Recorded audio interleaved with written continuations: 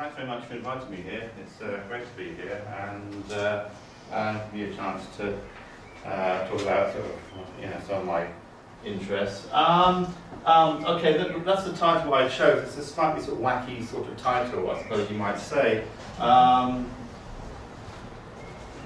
But gives me a chance to sort of talk about my sort of interest in sort of history, life science industries, but also about creativity and what we understand by creativity, inventiveness, etc. And the way I sort of see it as being part of a sort of bigger project, which one part of this. I've got a project, but actually we haven't got any money. We've never earned any money for this. It's just something we'd like to do if we had a bit of money, if we had time to go and actually put in the grant application. So this is in a way, so we're interested in so what I call taxonomies of rhetorics of creativity. A bit of a mouthful that, etc., etc. So I'll just pass through this, but just to say this part of a sort of bigger project.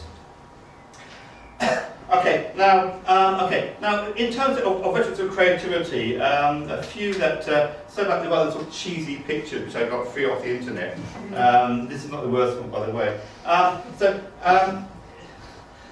So ways of let's say explaining or justifying or getting legal rights out of creative insights, creative productions. Different ways of understanding and explaining. Lightning bolts, sudden flashes of genius. Now, certainly in terms of inventing patent law, we have a long tradition of associating invention with individual people. Right? Of course, is that true? Can you associate an invention with an individual person? Is an interesting question. I'll leave it open. You may well say, well, absolutely not. Okay, but that's up to you. I'll leave it open for the time being. Another way is to think about like a sort of relay race, right? And I remember I got this idea when I thought about sort of myriad and these patents on these breast cancer related gene sequences, and how myriad did the last bit. They sort of crossed the line, so they sort of got everything. Now, of course, in a relay race, it's a whole team that gets the gold medal.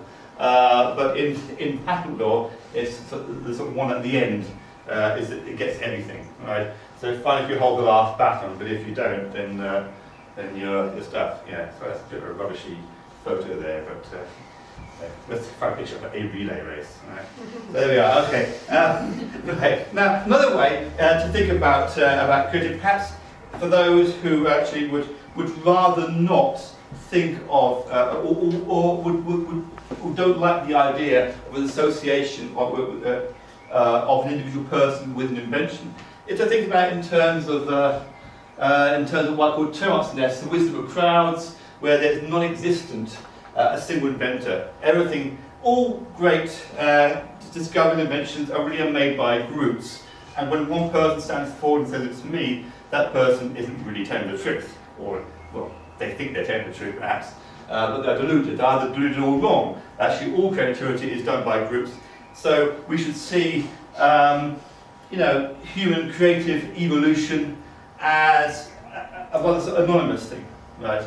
It's groups. Perhaps a lot of people, a lot of scholars would rather see creativity that way. Say that we shouldn't really give credit to individuals because it's really groups working together that do pretty much everything. If you think about agricultural evolution from crop evolution from the last 12,000 years, we might put co-evolution or diversification, whatever term you use. It's certainly been done by people.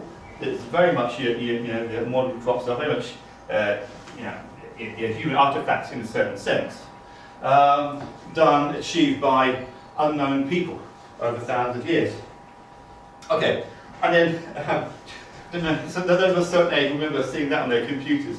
Telnet. Now I've got this idea from the anthropological view, the idea that a lot of creative people in sort of traditional societies would say I was inspired by God, right? It's not me, I'm not the creative person, I am the channel through God. In the same way as Telnet turns your computer into a terminal of another computer. So the other computer is God. It's a bit metaphorical. Hope you you see what I'm trying to say here. But that's an outdated view, but not if you're an anthropologist. I think that, or if you're an indigenous person who would rather not take credit as an individual, except for the fact that they have interpreted, or they have basically written down or depicted something that has been conveyed to them from the other side of the eternal river, as a judge once said. Okay, a few questions, because I'm really going to be talking largely about this particular invention, which is polymerase chain reaction, or PCR. We'll find out in a moment what it is. Some of you already know what PCR is, other of you perhaps not. So a few questions that I want to have a look at. First, did Kary Mullis, who is the person who is associated with the invention, he got the Nobel Prize for inventing PCR. Did Kary Mullis, and you see he's an interesting character, did he really invent or /discover? You often find actually in terms of biotechnology, but the word discover and invent is often interchangeable. I'm trying to figure out why that sort of is, because it's not necessarily good to say discover, because discovers supposedly aren't patentable, when actually not quite that simple. But that's not something I'm going to get into. And was his flash of genius explanation genuine or strategic use of rhetoric? Or was it actually just him being self-deluded, which is quite possible? And if not him, then who did invent polymerase chain reaction? What is it anyway? Because if you have an inventor, you have to have an invention, right? So both are worthy of examination. So what is it anyway? Is it an idea or a practical technique? What does it mean to say it was invented by this person at this time in this place, right? Because he actually does say that he had this brainwave while he was in his car, right?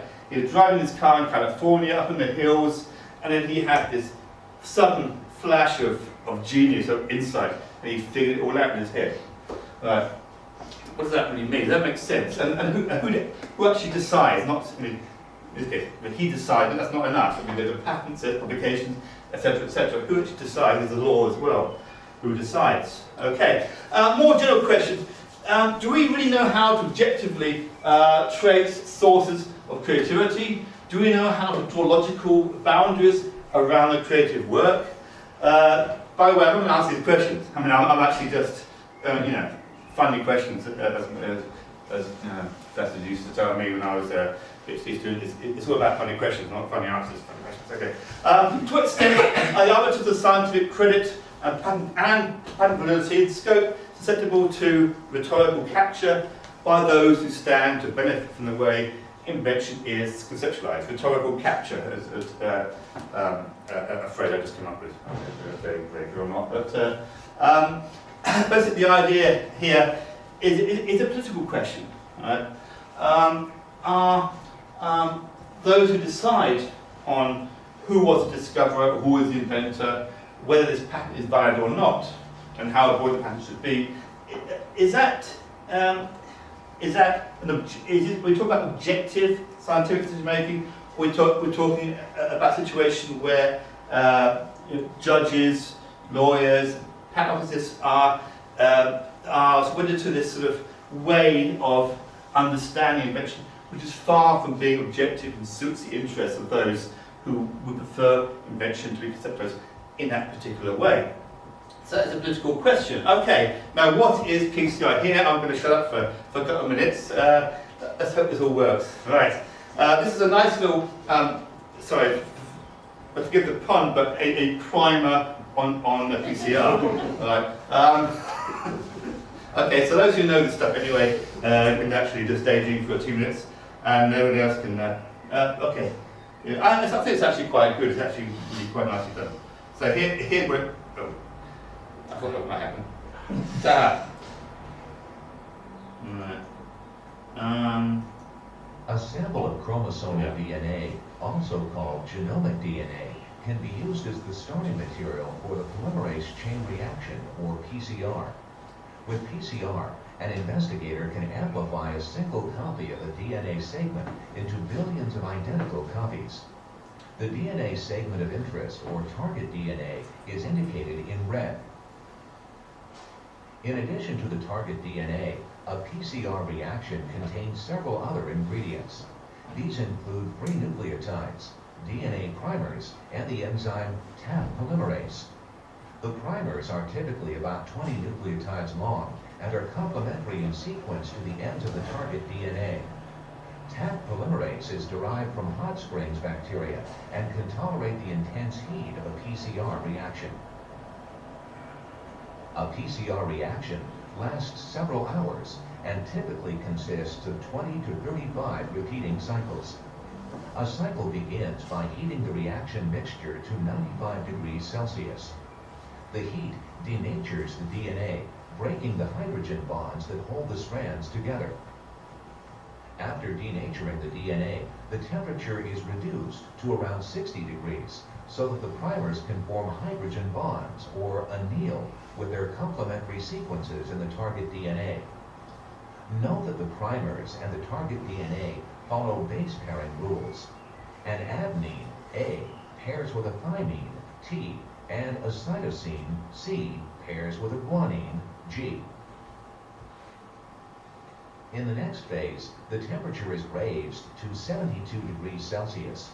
Taq polymerase functions optimally at this temperature and begins polymerization, adding nucleotides to the 3' end of each primer attached to the DNA strand. After one complete cycle, there are 2 double-stranded copies of the target DNA.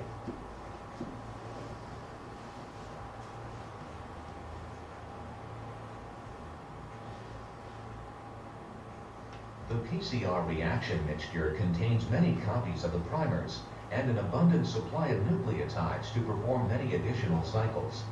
After a second cycle, there are 4 copies of the target DNA.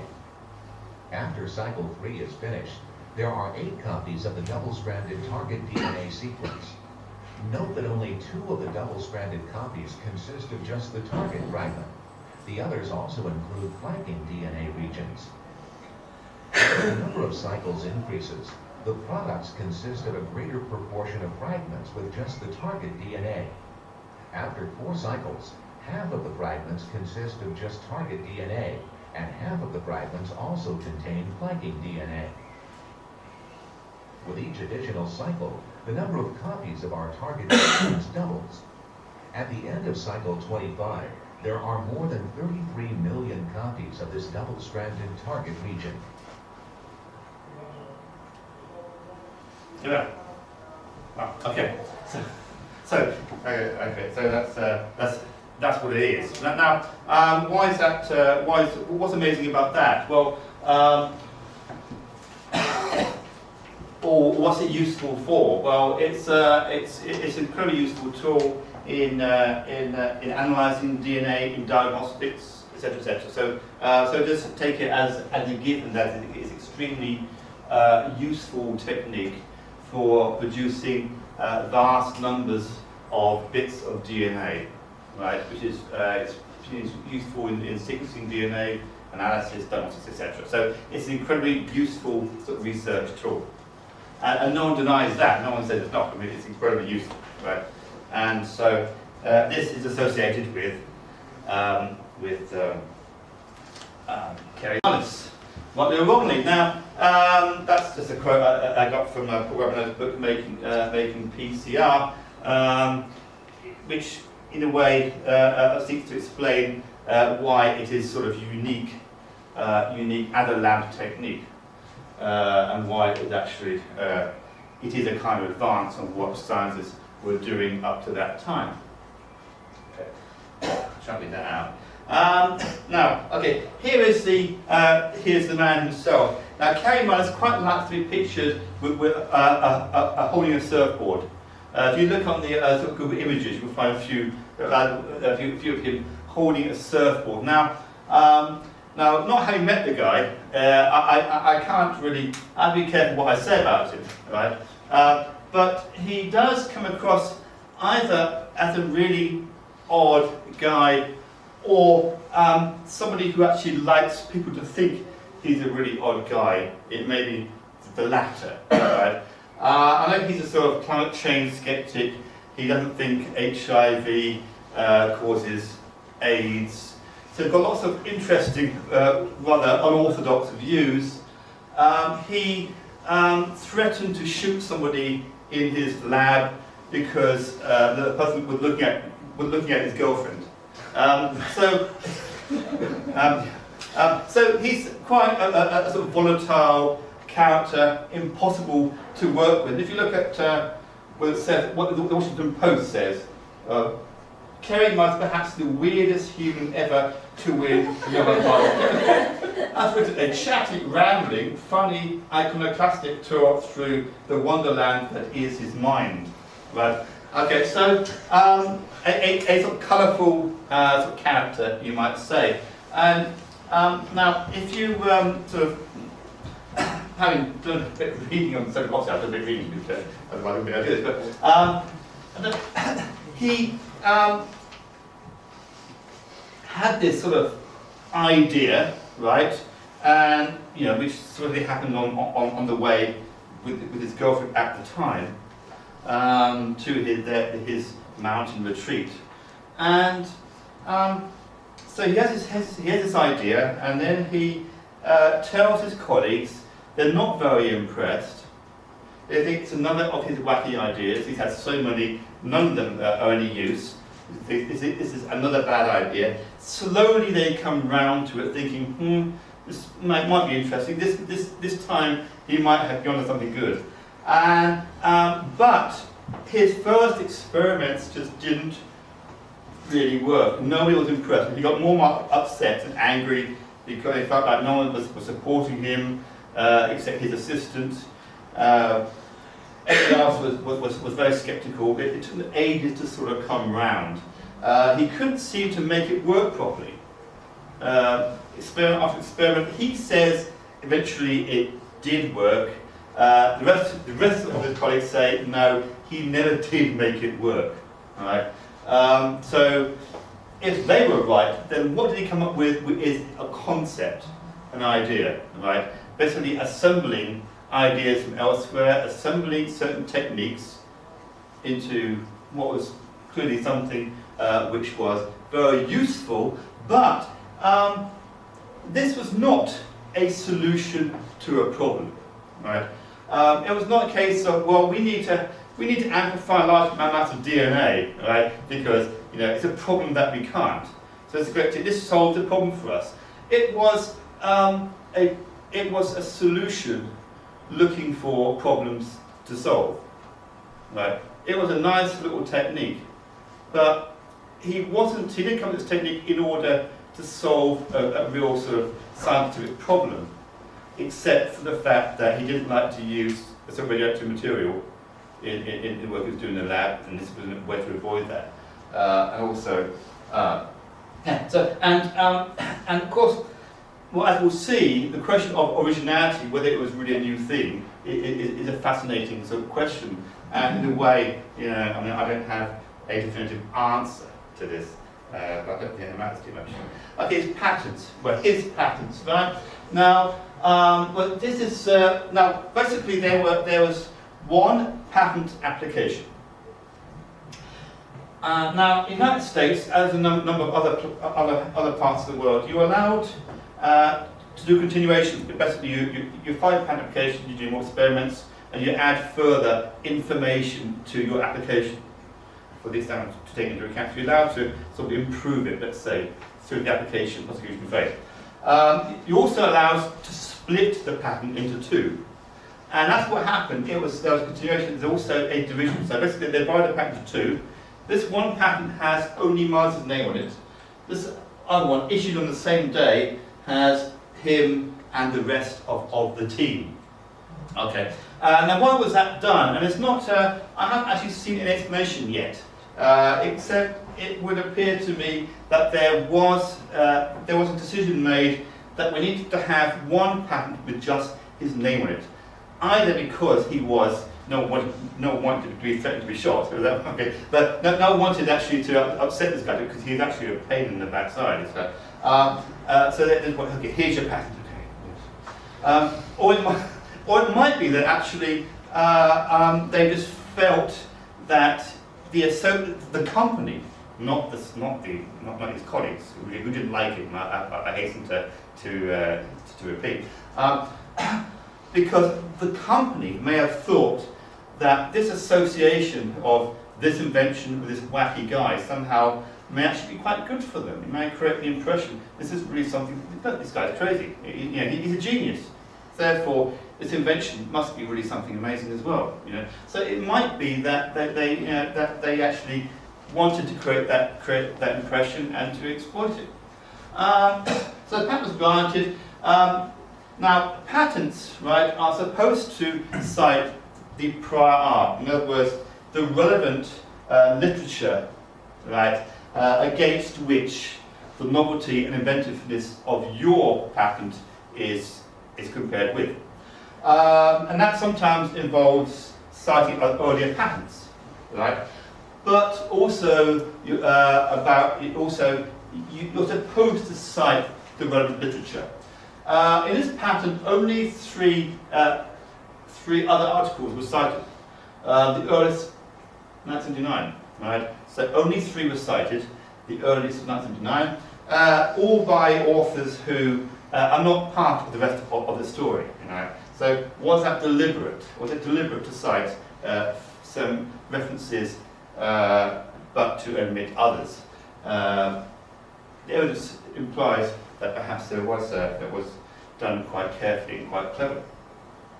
And then I just put this in basically, but about in order to make it work, right, in a way that was efficient, you needed to have a DNA polymerase, which is the enzyme you use for the replication and repair of the DNA. That had to be able to cope with the very high temperatures. Right? And the best enzymes to use were those that came from microorganisms able to thrive at very high temperatures. Like, for example, hot springs, and actually National Park was a source of the microbe in which the DNA polymerase was actually used. Now, Mullis did know that would be the way to go, right?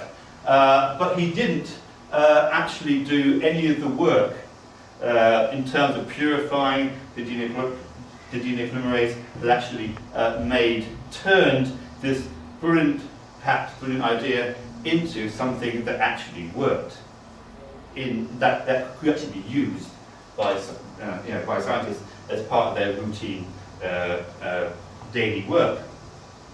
Okay, the other one, I won't say too much about, except this one, the other members of his team were also in the application, which I guess made them happy, because they did contribute to making it work, definitely. Here there are 6 references cited, so a few more, early 1978, right, early 1978, and it's important to make note of those dates, late 70s, as one before. Again, actually, some of the language is actually the same in this application as well. They also refer to this thermostable polymerase, which may be employed, suggested. Okay. Now, a little bit on patent law, right? Important to know this. Requirements for a patent. The first 3 you probably know about anyway. The 4th one is interesting about disclosure. Obviously, of course you have to disclose your invention to get your patent, but what is the purpose of the disclosure and what should that disclosure actually do in terms of conveying information? Well, the description of the invention must support the claims, right? The claims are basically map out the scope of your monopoly right, which you get from the patent, right? You can't claim more than you disclose, right? So your disclosure has to be sufficient to support the claims, which maps out the boundaries of your monopoly. But enablement is all important here. enablement means that the person skilled in the art, right? So another scientist reading the patent, who is trained in a particular area, should, from reading the patent, be able to repeat the same, and achieve the same result, enabling disclosure. That's a very important thing. Now, the person skilled in the art, right? This is really interesting. Now, does the person skilled in the art have to be a really clever, imaginative sort of person? And the answer is no. A few years ago, a judge, a Court of Appeal judge in Britain called Robin Jacob, or Justice Jacob, described the person skilled in the art as a nerd, but not an android. Interesting enough. In other words, somebody who has, somebody who doesn't get out much and has read the literature and knows the subject, but has no real imagination. Not quite a robot, but not much in the way of imagination. All right. So that's that's the sort of nominal person skilled in the art who has to find this disclosed invention workable and also surprising, let's say, or something he or she would not have thought of. So, right. So, would an unimaginative person have thought this up? Right.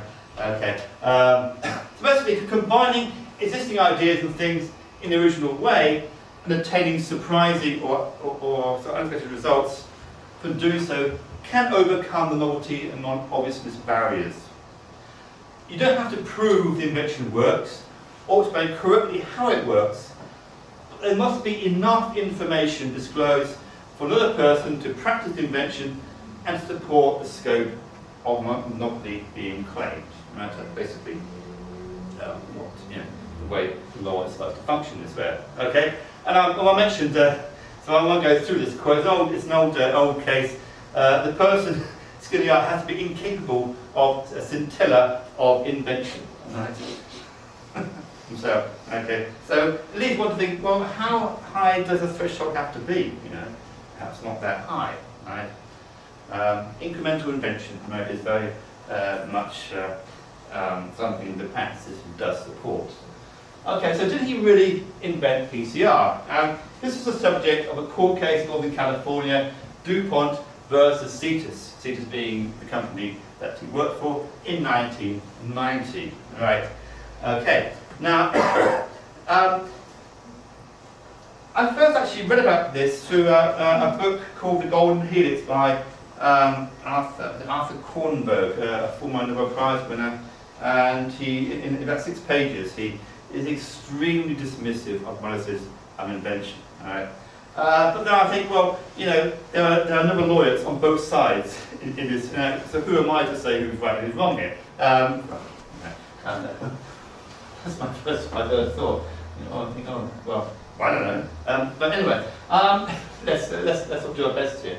So, supporting Cetus, Kary Mullis did speak in court, and you can get actually all the transcripts you can get download from Deegan's website at Duke University.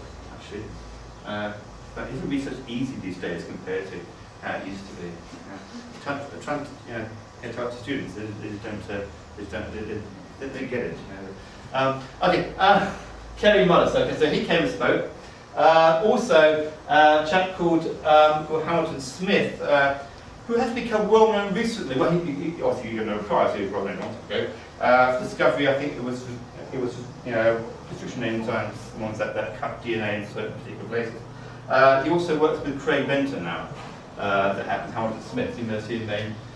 And so he was, again, he was on the start of Cetus, arguing, yes, Mullis did invent it, and the patent should be maintained.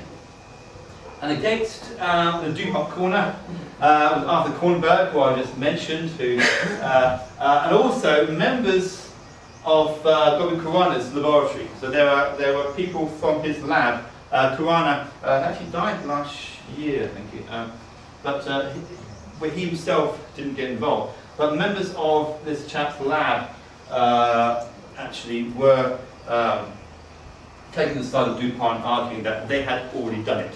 Basically, a view that Kornberg also had. Right. Okay, so first here are the facts, okay? So Kary Mullis invented PCR while driving his car one Friday night in spring 1983. Now, he can't remember what month, and in one account, it wasn't clear whether he was talking about the spring or the autumn, but somehow I guess he felt pressurized to limit it down to one particular season of the year. So there we are, and it was a brainwave, okay? And then 2 patents granted in 1987, both with Mullis' name as inventor. Mullis awarded Nobel Prize in 1993, although that was 3 years later. Okay, now, references not cited, which were a large part of the controversy. There's an article, Planet and Corona, 1974, where they appeared to have come extremely close to amplifying DNA, describing a technique that was extremely similar to Mullis's. And then Klepper, that's his wife, Molyneux, and Ruth Klepper both spoke in court. Not her husband, who passed away a few years earlier. Again, they appeared to have described the PCR in other words. And I note that neither of these was actually cited in the 2 patents. This is okay. I've written the whole thing out, which I don't normally do, but this came out of the book by Arthur Kornberg. Now, Kjell Klepper, I say he died, so he was not in a position to intervene. But about this chap's his report in a conference, so although his notes were not admissible as evidence, and although the proceedings of the conferences are not published, we did have a list of the scientists who had attended that conference. Among them was Stuart Lynn.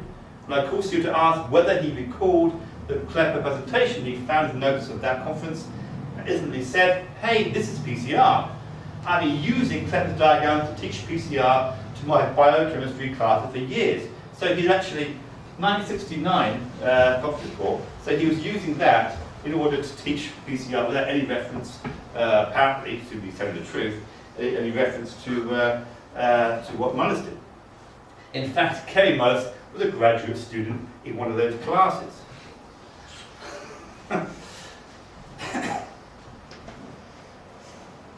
Right, anyway, despite all that, Cetus won. Now, the judge, she refused to accept quite a lot of extra evidence that DuPont wanted to put forward. It was a jury, and I'm not going to say the jury necessarily had it wrong, although it would appear that perhaps they did have it wrong. Probably they did. They did get it wrong, but it's difficult for me to say with certainty. But certainly, Kornberg does cite a number of things in favour of Cetus. One, Cetus was a small company in California, it's North district of California, whereas DuPont was a big chemical giant on the East Coast. This is David and Goliath. But also, Mullis's rather eccentric personality may actually have been a big plus in favour of Cetus. He's a genius here. He's just a pretty weird guy. And he looks like an inventor. He just acts like an inventor. Okay, so now the effect of this case was to really enhance the value of the patents. Right? Why? Because they had survived a court case. Hoffman and Roche, who actually bought the patent a few years earlier, had actually challenged the patent at the patent office. Basically, they had requested the patent to be re-examined because they were hoping it would be found to be invalid, so they wouldn't have to pay for it. A few years later, DuPont gets sued by Cetus, and this confirms to Hoffman and Roche that not only is this a pretty strong patent position now, it's survived the court case, but also it's worth buying. Right? So they spent $300 million buying these patents. Which is a lot of money, and proceeded to be pretty hardball about licensing, this kind of thing. So they, having spent all that money, they're pretty keen on actually getting their money back. Mullis's role as originator of the PCR concept is no longer actually disputed, really. But I emphasise the word concept, right? But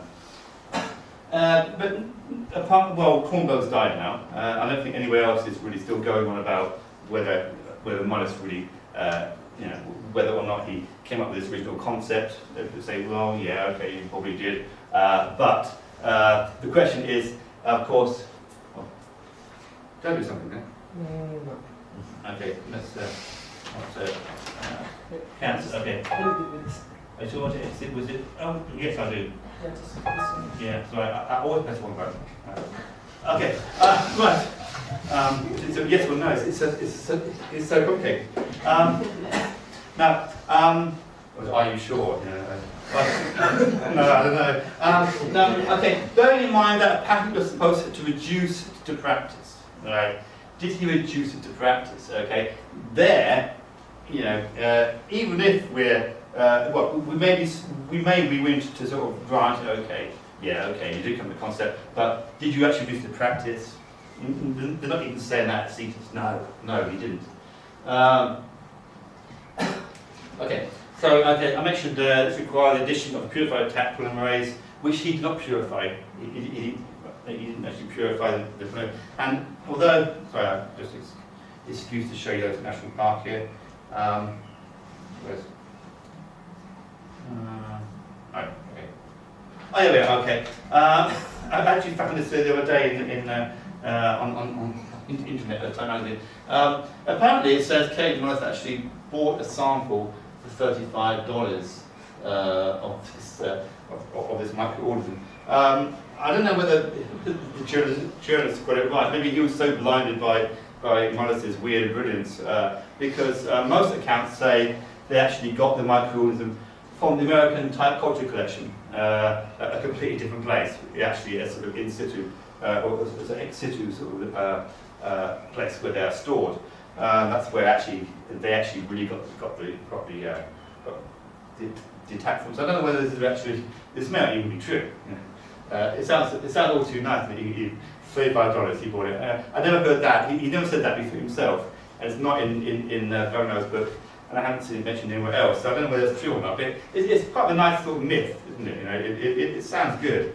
Right, okay, so what are the two essential elements for the blinding flash of genius? Well, one is an identifiable genius, right?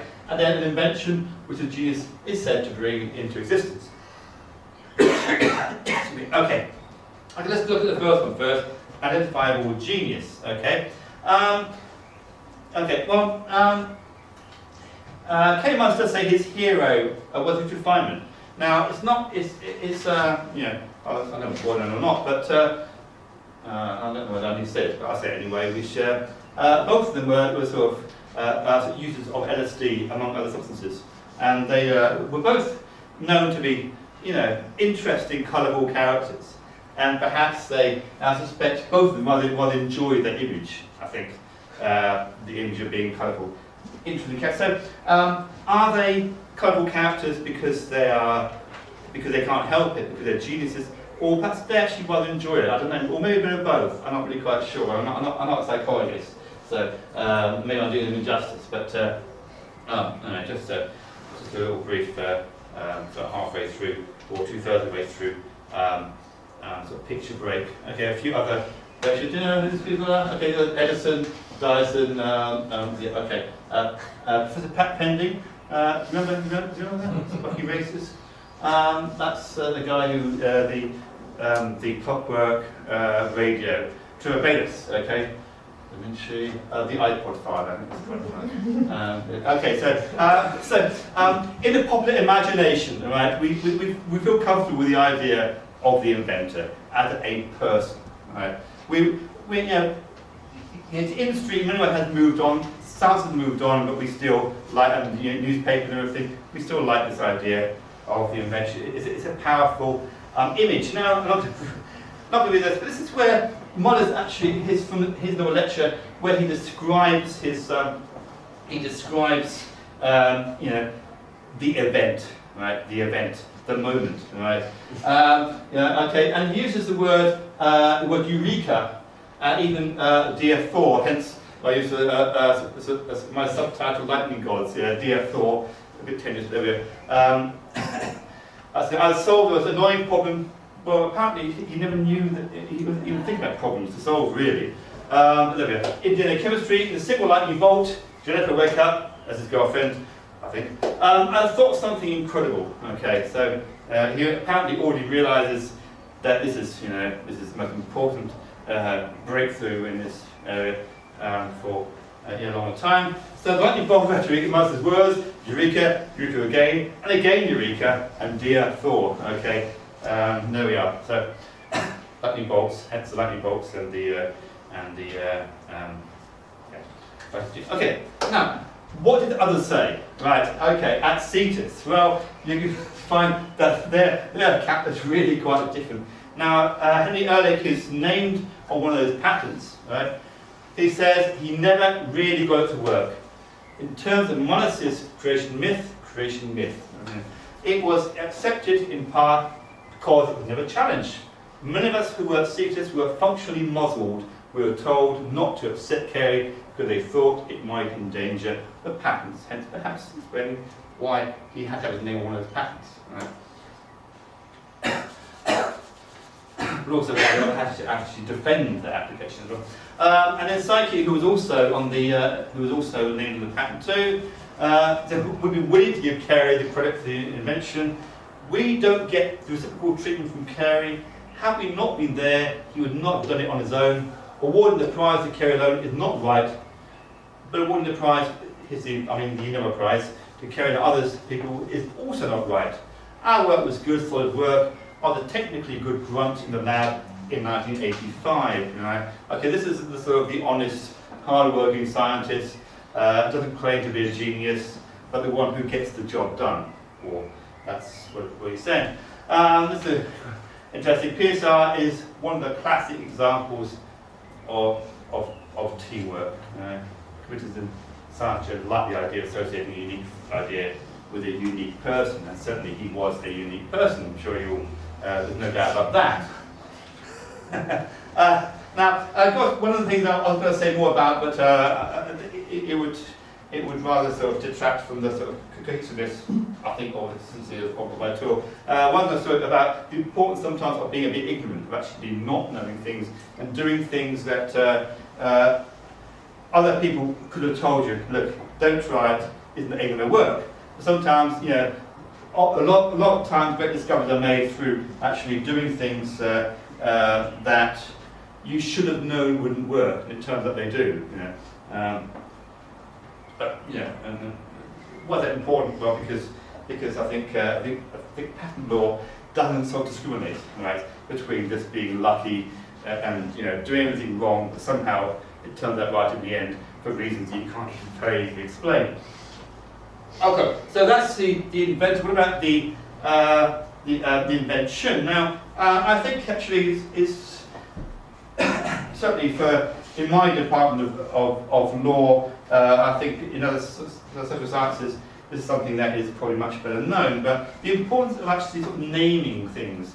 Sometimes, I'm not saying it didn't have a private existence, but you give it some sort of solidity, some sort of a concrete aspect. It may not have before, but you give something a name for the first time. And this is certainly in history of medicine, naming things is very important in associating a thing with a person or a small group of people.